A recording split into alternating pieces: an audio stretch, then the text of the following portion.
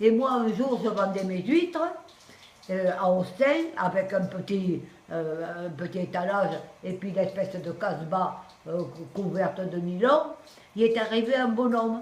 Alors, quand j'avais servi mes 2 clients, je dis, monsieur, est-ce que vous voulez des huîtres? Elle me dit non. Ah ben je dis, pourquoi vous êtes là? Je viens surveiller les étiquettes de salubrité, parce que c'est une garantie.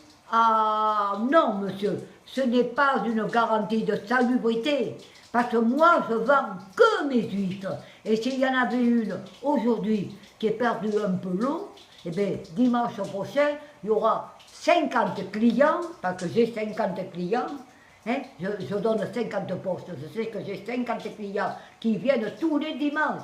Et quand j'arrive à 8h30, il y en a déjà 4 ou 5 qui vont être servis mes premiers pour vite aller manger quelques huîtres excellentes.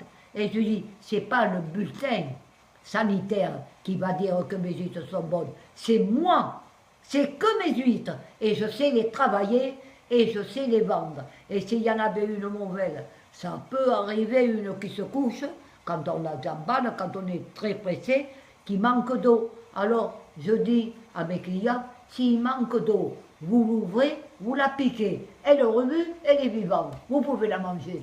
Tandis que vous, il faut la jeter, parce qu'elle baille un peu. Mais elle baille parce qu'elle a soif. Dans le panier, il n'y a pas d'eau. Eh bien, ce n'est pas votre bulletin sanitaire qui va déclarer qu'elle est très bonne. C'est moi qui vais le dire à mon client. Si vous la piquez, elle remue, mangez-la. Je la garantis excellente. Et j'ai fait ma réputation comme ça, et je n'ai jamais eu de reproche. Ici à Austin, jamais. Et le bulletin sanitaire, c'est uniquement un impôt pour vous payer à vous, les surveillants qui ne connaissaient rien à l'élevage des huîtres et qui disent des grosses bêtises comme vous. Il est parti sans me dire au revoir. Et bien moi, les surveillants comme ça, je ne veux pas dire ce que j'ai fait sur eux, mais je le pense. Attrape-toi ça, s'ils ne comprennent pas. Et les marins disent, cet homme-là, c'est un âne qui chie dessus. Excuse-moi, t'as pas besoin de le dire ça. Le dis pas, hein.